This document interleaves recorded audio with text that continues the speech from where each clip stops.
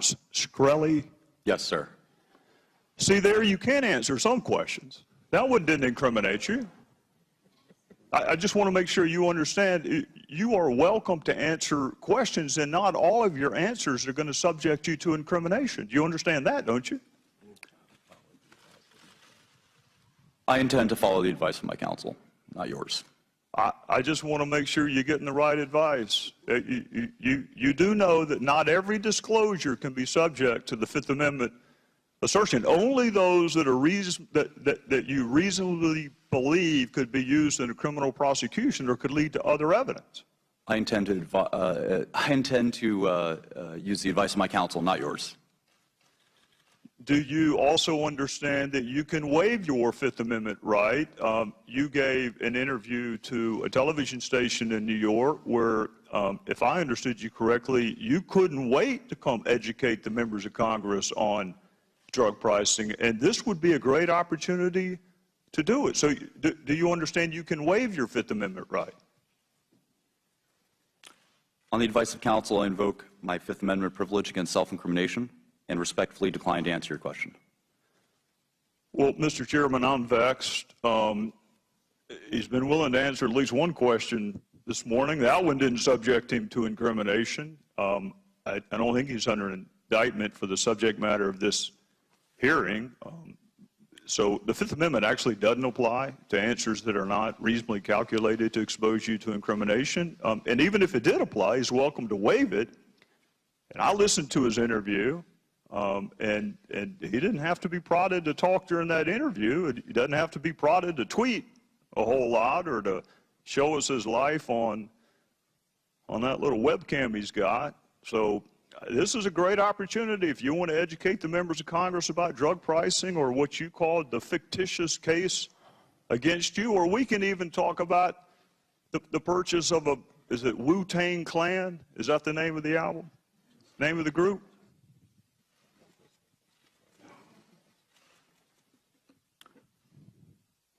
On the advice of counsel, I invoke my Fifth Amendment privilege against self-incrimination and respectfully decline to answer your question.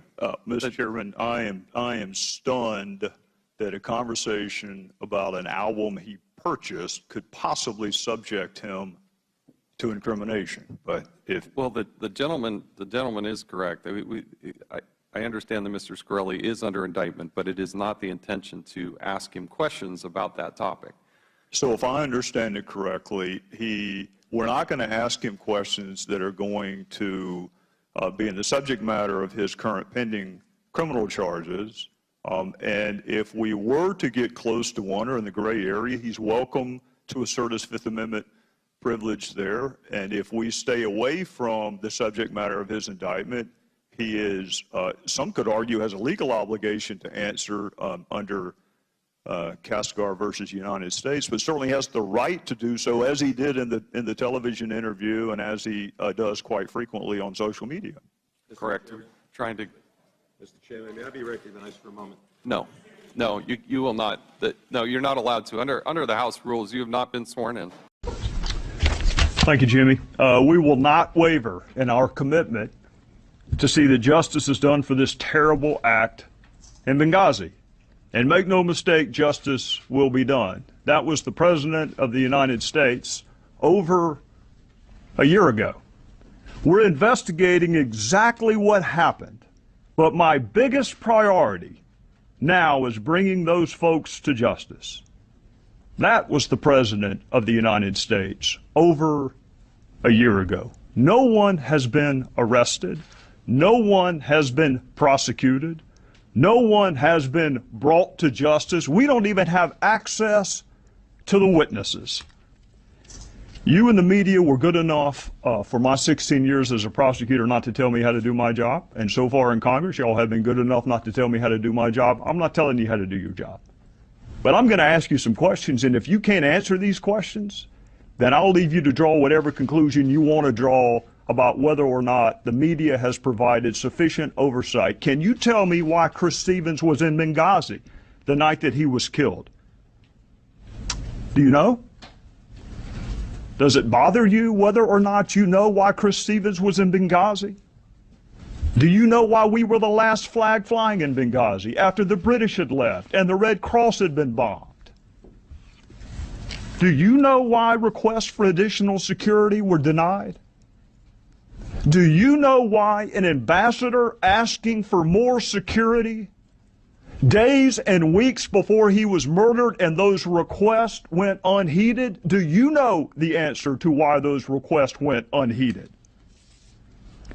Do you know why no assets were deployed during the siege? And I've heard the explanation, which defies logic, frankly, that we couldn't have gotten there in time, but you know they didn't know when it was going to end.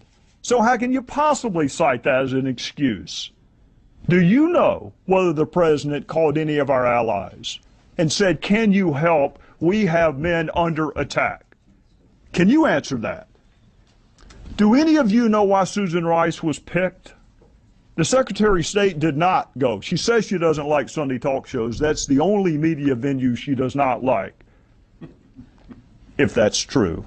Why was Susan Rice on the 5 Sunday talk shows? Do you know the origin of this mythology that it was spawned as a spontaneous reaction to a video? Do you know where that started? Do you know how we got from no evidence of that to that being the official position of the administration? In conclusion, Congress is supposed to provide oversight. The voters are supposed to provide oversight. And you are supposed to provide oversight. That's why you have special liberties, and that's why you have special protections. I am not surprised that the President of the United States called this a phony scandal. I'm not surprised that Secretary Clinton asked, what difference does it make? I'm not even surprised that Jay Carney said Benghazi happened a long time ago. I'm just surprised at how many people bought it. A potential witness in an investigation, she recuses herself. Someone in the Department of Justice had to decide to pass out these immunity agreements. And I see the get out of jail free cards, Brett. What I don't see is the jail. Usually you strike immunity agreements to further a prosecution. There is no prosecution. It's just 5 get-out-of-jail-free cards. Number one, if you think that there is evidence that is relevant to an investigation on a piece of physical property, you use a subpoena, a grand jury subpoena. You don't strike an immunity agreement with the computer. You go get the computer. Her lawyer, Beth Wilkinson, who, by the way, represents both Heather Samuelson and Cheryl Mills, she's on record as saying the Department of Justice assured me my clients did nothing wrong. Well, people who've done nothing wrong typically don't ask for immunity. So my question would be, immunity from what? What was it that you were worried about the FBI finding on those computers? And Brett, I'll tell you what I think it is. She had classified information on those computers. So you offer immunity to Cheryl Mills, who has classified information on her computer. How can you possibly then prosecute Hillary Clinton for having classified information on her computer? You couldn't do it. So are you saying, Congressman, that there was no intention at the beginning to prosecute Hillary Clinton, no matter what happened? Well, I don't want to malign the FBI, but I can tell you this. I have been underwhelmed by an agency that I once had tremendous respect for, and it's the Department of Justice who gives out immunity agreements, not the FBI. The FBI doesn't immunize anyone. But the Department of Justice, the same department that is headed by someone who met on a tarmac for half an hour to discuss golf and grandkids with a potential witness, to say nothing about being the spouse of a target. That Hillary Clinton's former chief of staff, Cheryl Mills, and 2 other staff members were granted immunity in exchange for cooperating with the FBI. Apparently, Chafis describes this immunity as saying that Mills gave the federal investigators access to her laptop so that she would not have any charges against her. That was the exchange. He went on to say, quote, no wonder they couldn't prosecute a case. They were handing out immunity deals like candy. He was referencing, of course, other immunity that was granted to the person that set up the server for Hillary Clinton, as well as the person that was supposed to erase the emails. So that is being reported by the Associated Press. Fox News has confirmed it as well. Surely Congressman Chafis will have more more to talk about it, but we're getting a picture of exactly what happened during this FBI investigation and seeing who was granted immunity. And of course, when you're granted immunity, the FBI cannot use. Is when you have a fact pattern of someone spying on another person while they are taking a shower. You don't need a policy change, and you don't need a new memo. You need handcuffs and a trip to the sex offender registry. That's what you need. So, Ms. Martin, you said a couple of things in your statement that resonated with me. You said it is a deep, conflicted, and risky decision for me to come forward and speak up today. And you said many women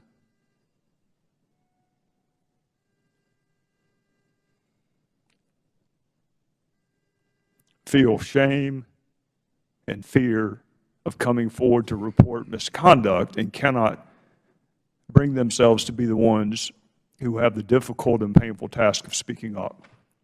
Here's what I want you to help me do. I want the fear and the difficulty and the pain to belong to the perpetrator, not the victim. So I want you to tell us as much about your fact pattern, your story.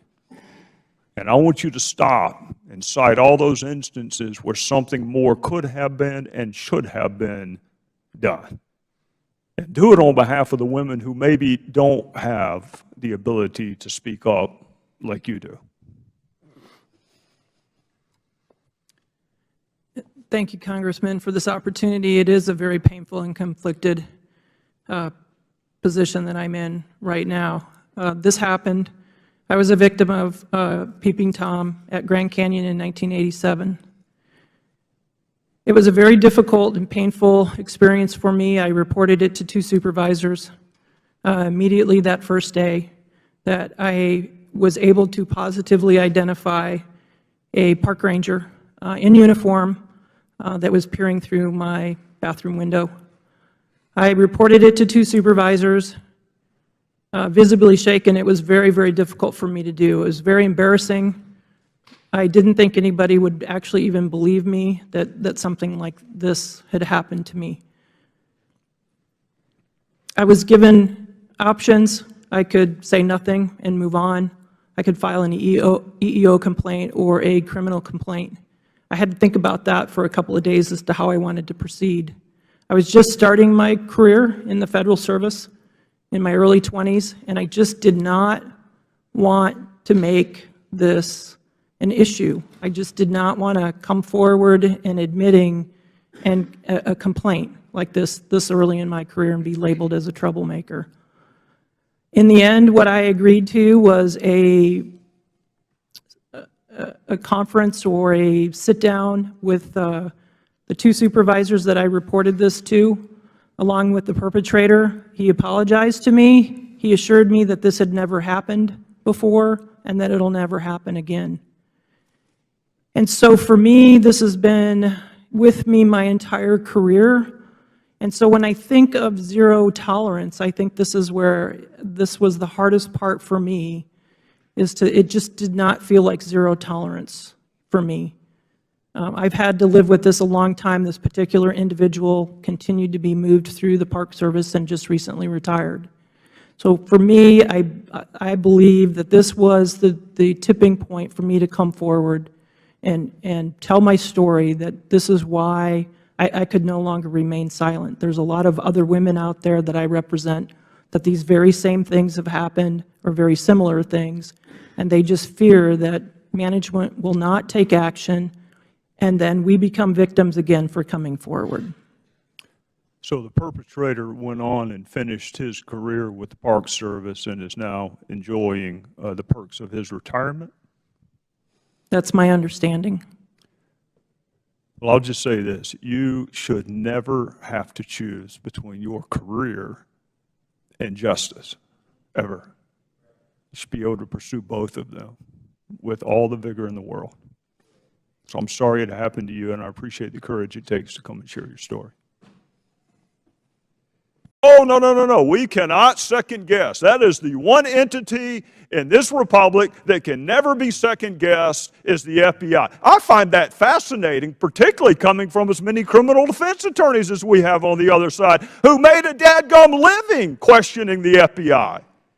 I mean, that's how they made their living, is second guessing the FBI. But no, once you take the oath of office for Congress, whatever they do, you don't want to prosecute the big banks, FBI, we're fine with that. You don't want to do anything about the people who committed fraud during the housing crisis, we're fine with that. God forbid we ask the FBI anything. All I want to know, Mr. Chairman, is did you give immunity to the person who destroyed federal records after a subpoena was in place? That's a fair question, and I would think every member of Congress would want to know the answer. So issue number one is, do you have to come? Issue number two is whether or not you have to talk. And unless your name is Jack Bauer, you cannot force anyone to talk. Now, we can have a robust debate about whether or not this witness has been immunized. I read the immunity agreement. And what I find interesting is the doublespeak that I hear from some of my colleagues. You cannot, in one sentence, say DOJ has refused to prosecute, that this is a nothing case, and then the next sentence say you're worried that DOJ is going to prosecute. Congress cannot prosecute anyone for anything. Nothing. The only entity in this country that can level criminal charges is the executive branch. And they have already said they're not going to do so. So where is his criminal exposure? Where is it? Unless they're going to say, Mr. Chairman, that we are worried that he is going to make a false statement before Congress. Now, that would be interesting if that's the argument. We are worried that this witness who cooperated with the FBI may tell Congress something different. Well, guess what? The agreement he has with the Department of Justice requires him to be truthful. So you would want people to say the same thing to Congress that you say to the FBI. This is what I find most interesting of all. The Department of Justice has already said they're not going to prosecute anybody for anything. This matter is closed. Nobody's going to be prosecuted. But I'll bet you that agreement allows for this witness to cooperate with other entities of government. In fact, in the old days, it required that witness to cooperate with other entities of government. And I'll tell you why, Mr. Chairman. I have sat while some of the very members who are sitting in this room right now provided oversight over the FBI, over national security letters. They didn't give one whit second thought about second guessing the FBI and the issuing of national security letters. I mean, who else would provide oversight over the FBI if not for Congress? And I listened to some of the very same members on this committee provide oversight over the Department of Justice, over the prosecution of Ted Stevens. So they have no problem providing oversight over the Department of Justice when they don't like the outcome. But when they do like the outcome, the FBI released more notes on its investigation of the former Secretary of State. One of the findings, President Obama used a pseudonym to email with Clinton on her non-secured server. That raises questions about this previous claim from the president. Mr. President, when did you first learn that Hillary Clinton used an email system outside the U.S. government for official business while she was Secretary of State? At the same time, everybody else learned it through news reports. During its investigation, the FBI showed one of the exchanges between the secretary and the president to Clinton's top aide, Uma Abedin, and she reportedly expressed shock, exclaiming, "How is this not classified?" The agency says Abedin then expressed her amazement at the president's use of a pseudonym and asked if she could have a copy of the email. Included. Well, we just heard from the White House a short time ago. The White House thinks that it was appropriate for the FBI to offer the immunity to those three individuals. Josh, off the top of my head, I can't recall an instance in which I second-guessed the decision made by the FBI director or an independent investigator at the FBI, and I'm not going to start today. Included.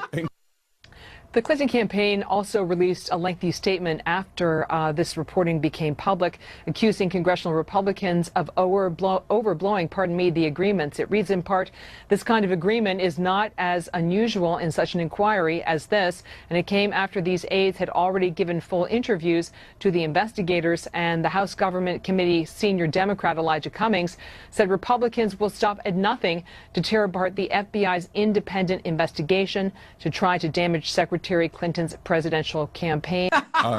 Including. Well, there was a cover-up, and the folks who aided and abetted that cover-up is the State Department. I mean, keep in mind, Brett, she had this arrangement for the entire time she was Secretary of the State. Then she kept her emails for almost 2 years, and it was only because a congressional committee would not go away that the State Department bothered to ask her to return the public record. And then that's when it gets interesting. The conversations between Cheryl Mills and Patrick Kennedy, and then Platte River, and then we send a subpoena, and Platte River destroys documents after the subpoena. The State Department, which is supposed to be apolitical, not interested in the next presidential election, has been covering for Hillary Clinton since she left office. Including. Well, what about the Department of Justice offering this at least partial immunity, but immunity through the FBI to 5 different people, one of them, Cheryl Mills, the former chief of staff of Hillary Clinton? For a lot of people who looked at this, they just don't get that. Yeah, and I would be one of them who don't get it for a couple of reasons. Number one, if you think that there is evidence that is relevant to an investigation on a piece of physical property, you use a subpoena, a grand jury subpoena. You don't strike an immunity agreement with the computer. You go get the computer. Her lawyer, Beth Wilkinson, who, by the way, represents both Heather Samuelson and Cheryl Mills, she's on record as saying the Department of Justice assured me my clients did nothing wrong. Including.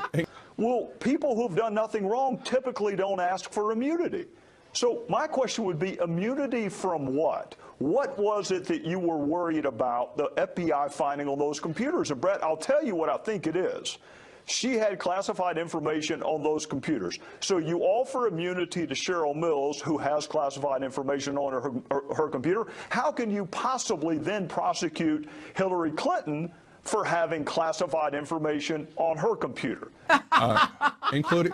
You couldn't do it. So are you saying, Congressman, that there was no intention at the beginning to prosecute Hillary Clinton, no matter what happened?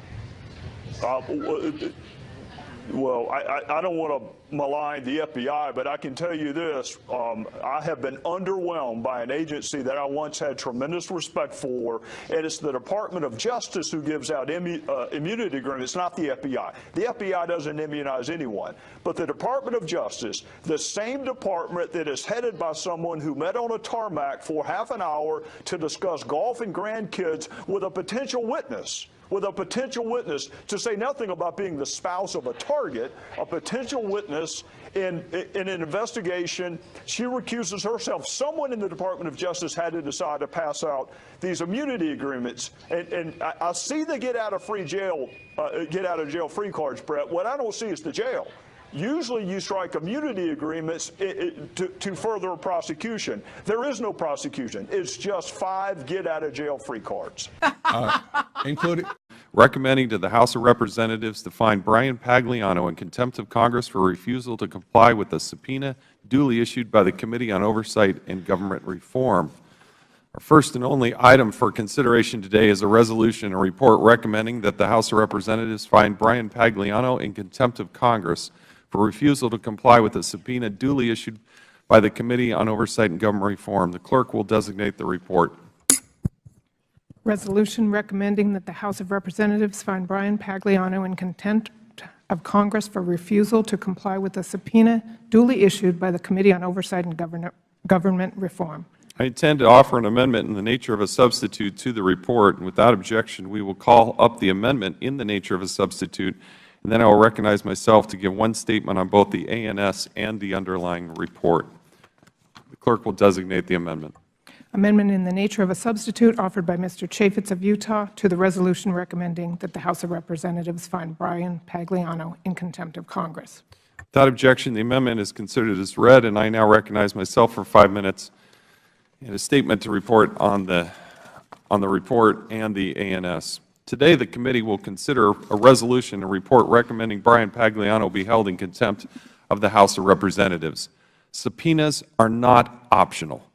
Mr. Pagliano is a crucial fact witness in this committee's investigation of former Secretary of State Hillary Clinton's use of a private email server to conduct government business. The release of these Federal records is of deep concern to the committee, and we have the jurisdiction over Federal records. We have jurisdiction over National Archives. We have jurisdiction in several places. Over the course of the investigation, we learned some of the information about Mr. Pagliano's involvement in Secretary Clinton's use of the private server. Mr. Pagliano originally worked for Secretary Clinton in her 2008 presidential campaign as an IT specialist. As he was closing out her campaign's computer equipment, he received a call from Justin Cooper, who testified before this committee last week. It was Mr. Cooper who requested Mr. Pagliano build a server for Ms. Clinton in early 2009 as she started her new job as Secretary of State. Several months later, in March of 2009, the two men met in the basement of Clinton's Chappaqua residence to install a new server Mr. Pagliano built. Mr. Pagliano continued to monitor and maintain the server while Secretary Clinton was at the State Department. After he set up the server, Mr. Pagliano joined Secretary Clinton at the State Department as a Schedule C appointee in the Bureau of Information and Resource Management. By law, Schedule C appointees are required to report to a presidentially appointed position, but there were no presidential appointees in the Bureau of Information and Resource Management, making Mr. Pagliano's employment arrangement unusual at best. Other employees in his Bureau later questioned his ability to support a private client's email server, given his capacity as a full-time government employee. Mr. Pagliano left the State Department in February of 2013, the same month as Secretary Clinton. Even though he worked at the State Department for almost 4 years, the agency has been only able to find a handful of emails. We have questions about this. Mr. Pagliano's emails are Federal records, just like Secretary Clinton's emails, and subject to production in response to a Freedom of Information Act request. The committee has jurisdiction of both the Federal Records Act and FOIA. We also have a long record of oversight, investigative, and legislative work in this area. The committee subpoenaed Mr. Pagliano to appear at a hearing on September 13, 2016. He did not show up to that hearing. I explained Mr. Pagliano was uniquely qualified to provide testimony to help the committee better understand Secretary Clinton's use of a private email server. This is undisputable. I also made clear the committee would consider all options regarding Mr. Pagliano's failure to appear, including consideration of recommending he be held in contempt. The committee then heard several hours of testimony from Mr. Cooper, who was also involved in setting up Secretary Clinton's email server. Mr. Cooper, to his credit, explained a lot. We did appreciate his participation in answering all the questions that this committee asked. Throughout his testimony, Mr. Cooper routinely referred to Mr. Pagliano as the individual more appropriate to answer questions who knew more about the server. It was clear from Mr. Cooper's testimony, his words, not ours, that we needed to hear from Mr. Pagliano. Mr. Pagliano's attorney asserts because his client took the fifth before the Select Committee on Benghazi, he shouldn't be required to provide testimony to this committee. That is not a good faith argument. It makes no sense for a number of reasons. First and foremost, the Select Committee's jurisdiction is limited. It only relates to September 11, 2012 terrorist attack in Benghazi. In contrast, this committee's jurisdiction is broad and includes both legislative and oversight of the Federal Records Act and the Freedom of Information Act. Questions about these two topics alone are well outside the purview of the Select Committee's investigation.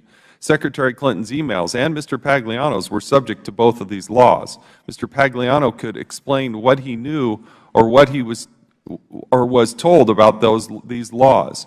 He could tell us whether or not they were considered by him or others in setting up Secretary Clinton's private email server. Mr. Pagliano's testimony could provide important information informing legislative reforms that this committee may want to consider, ensuring that this disaster never happens again.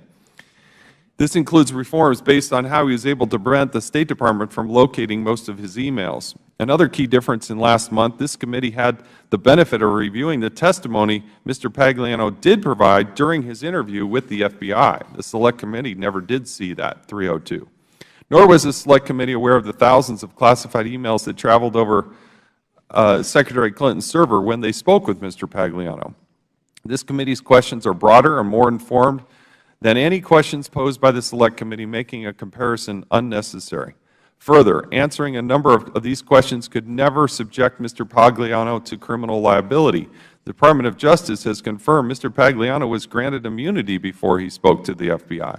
Director Comey confirmed that he was recommending no charges be brought against anyone involved in the matter. Attorney General Lynch accepted the recommendation and closed the case.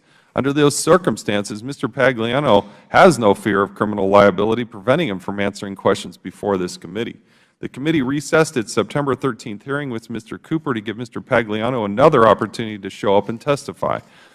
To clear up any ambiguity created by Mr. Pagliano's 6 lawyers about whether they would confirm service of the prior subpoenas, which they refused to do, we had the U.S. Marshals personally serve him.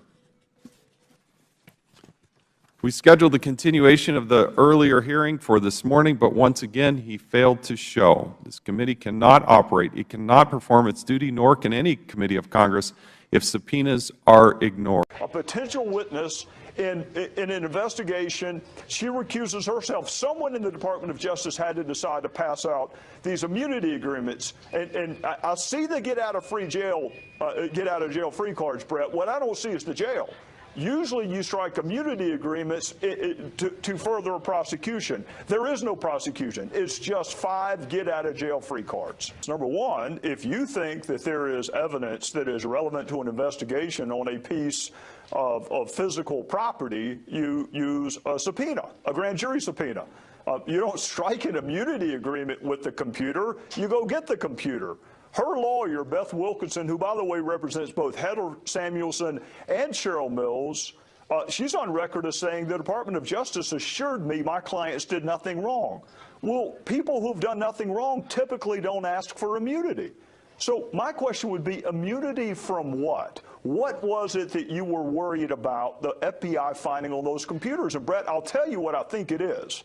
She had classified information on those computers. So you offer immunity to Cheryl Mills, who has classified information on her computer. How can you possibly then prosecute Hillary Clinton for having classified information on her computer? You couldn't do it. So are you saying, Congressman, that there was no intention at the beginning to prosecute Hillary Clinton, no matter what happened? Well, I don't want to malign the FBI, but I can tell you this. I have been underwhelmed by an agency that I once had tremendous respect for, and it's the Department of Justice who gives out immunity agreements, not the FBI. The FBI doesn't immunize anyone. But the Department of Justice, the same department that is headed by someone who met on a tarmac for half an hour to discuss golf and grandkids with a potential witness, to say nothing about being the spouse of a target. So is the administration pushing a program to register more Hispanic voters so that they'll vote for Hillary? Short answer is yes. There's no doubt that the administration is pushing the accelerator on naturalizing new citizens. They've been doing it for many months. This is only the latest evidence of that. They're being helped by pro-democratic outside groups. And look, there's really one reason for that. We have research going back many years showing that newly naturalized citizens identify with the Democratic Party over the Republican Party by a factor of about 2 to 1. That's something that's been consistent over the years, and we know that in 2012, Latino and Asian American voters, this is naturalized as well as natural-born citizens, voted 70+% for President Obama. So I think those facts are pretty much all you have to know about the motivation in this case. I know Bernie Sanders said that, quote, the American people are sick and tired of hearing about your damn emails. But there are a lot of people who are not. Well, let's start with Mr. Soul there. The NSA, do you have an understanding of the total universe of the compromised classified material that was found in the universe? Absolutely not. What? Explain that to me. Hillary Clinton took 4 years of communication outside of a secure communication. Do you or do you not have an understanding of the universe of that breach? If by universe, sir, you mean the importance of it, I certainly understand the importance of it, but I don't have personal knowledge of everything that is said to have been released. Does your agency, does the NSA understand the universe of the breached material?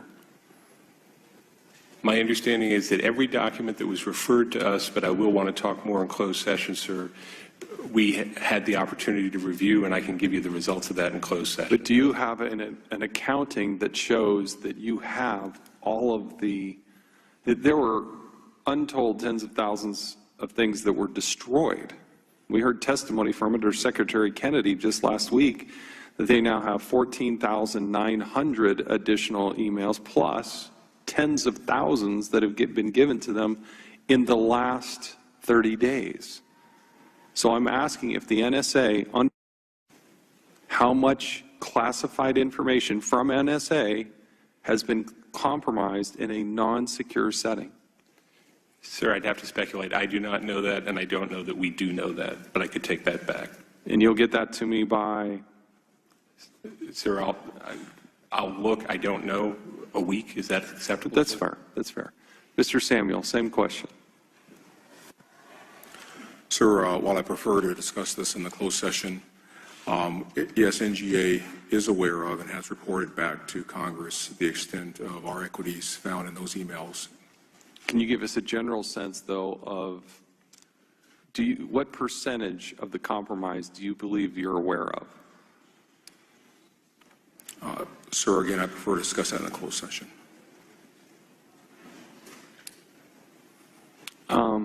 Mr. Samuel, when did you first become aware that there could have been a compromise of this data?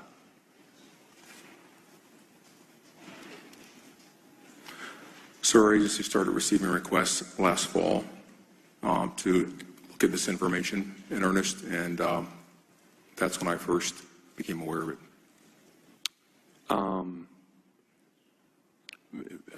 Mr. Soll, when did the NSA first become aware that there might have been a breach of this classified information? Sir, like my NGA colleague, I believe it was last fall, but I don't have that information in front of me. Okay.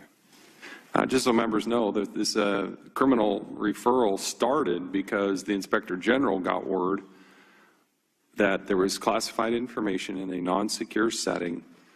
They confirmed that it was in a non-secure setting, and that's when they gave the criminal referral to the Federal Bureau of Investigations. Part of what we need to understand is, when did ODNI, CIA, NGA, when did they all understand? Has all that information been recovered? We need to know whether or not ODNI understands the scope of what was potentially sent in those emails. Do you feel, Ms. Walsh, that ODNI knows 100% of what was compromised? Given that that's outside of my role in legislative affairs, I'd have to take that back. Can you get that to me? Is a week fine? Is that to ask that question? We'll do our best. A week, the best then? I'm going to say is we'll do our best. A week? Is that fair? Sure. Thank you. Appreciate it.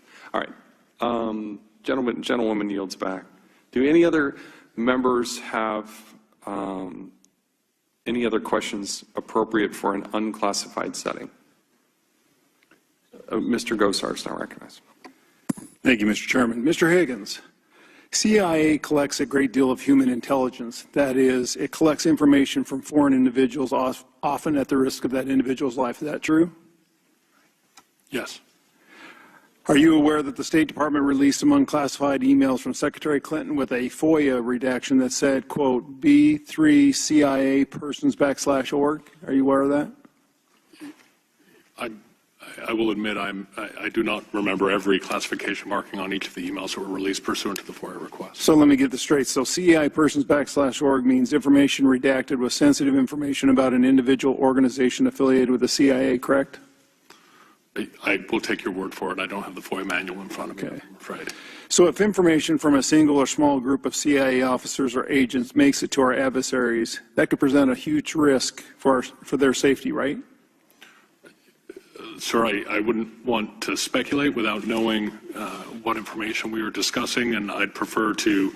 But potentially, I mean, given that circumstance, it could potentially have some serious ramifications for those people. Again, it would all depend on the information in question, and I'd prefer to discuss the classification review and any classified material in a closed setting. Well, but that's hardly a classification that we can't talk about right here, is it? If information relating to CIA sources and methods were disclosed to a foreign adversary, yes, that could have adverse consequences. So to some degree, protection of classified information is life or death? It can be, yes. Okay. And even a few sentences from a source could reveal the source, it could expose that source, true? It would all depend on those few sentences. But it could? Potentially, yes. Okay. So would you say that someone who treats information with our spies abroad exceptionally carelessly should be trusted with a security clearance? Sir, I think that is well outside my remit. Well, I watched the chairman ask each one of you, gentlemen and ladies, going back over classified, did you remove any information out of a SCIF or any documentation? And those that said yes said, hey, you went back, there was some seriousness to it, right? I believe people with access to classified information treat that responsibility seriously, yes. You say that one more time? I said I believe people with access to classified information treat that responsibility seriously, yes. Really? I do. So why are we here? I would defer to the chairman. No. So why are we here? Because we have a Secretary of State that had a whole server that was offline. Kind of unusual, wouldn't you say? Again, sir, I am here and ready to That's discuss fine. the classification Mr. Soul, in a closed setting. NSA is tasked with collecting intelligence electronically through signals. Is that correct? Yes, sir, it's correct. Would leaking signals intelligence damage national security? Yes, sir, it would. What if the person looking at the intelligence thought the information in question wasn't important? Is that a valid excuse for leaking signals intelligence? No, sir. Leaking any signals intelligence can reveal our signals intelligence capabilities so that even if information collected by NSA seems innocuous, is that correct? Generally, I agree, sir. It would depend on the facts. It still should be treated as classified, true? If it was indeed classified and properly classified, it should be treated as classified. Has the NSA ever lost an important intelligence collection tool been burned, it's the quote, because classified information about that method made it into the wrong hands? Yes. Would you say that someone who treats NSA signals intelligence exceptionally carelessly